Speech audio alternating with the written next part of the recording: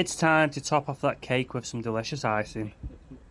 Our good friends at Orco have asked us to show you how easy it is to actually install the LED garden lighting.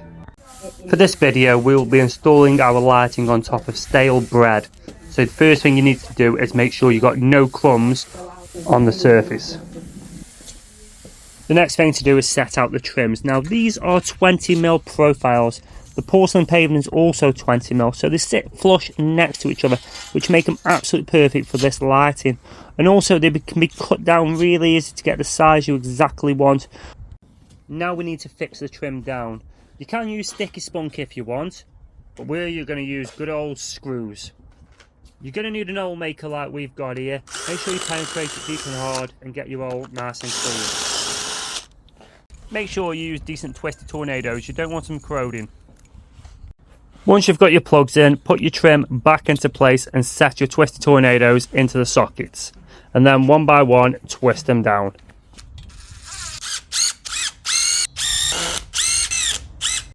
Because we're using future landfill at the other side of our profile, we need to trim this into place.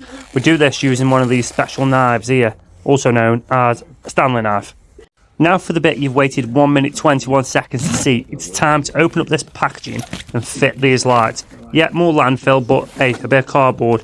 And to be fair to Orco, they actually package their stuff really well to ensure that when your lights arrive to you, they're not damaged. And if you're lucky like me, there might be a little treat inside. Ooh, sweet! Because this kit's been put together for anybody to install, it's got everything that you need inside. You've got this 2-in-1 LED controller, a colour temperature doofer, a waterproof power supply, and of course the LED light strip. Because Orco actually think about what they're doing, they supply you with a really long lead to your lights. Now this can be cut down of course, but it's always better to have more than what you actually need so you can choose where your power supply is going to come from. Oh hello doggy!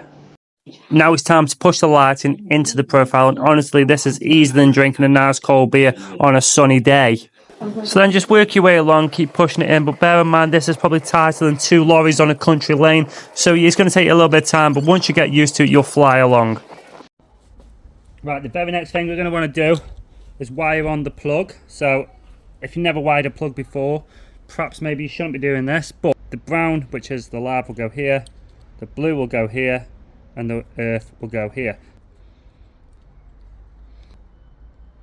We don't blow nothing up, eh? Yeah, it's sound as long as you don't take the plugs. Screw your plug back together. So dead easy then, we're going to get the red wire, black wire into here.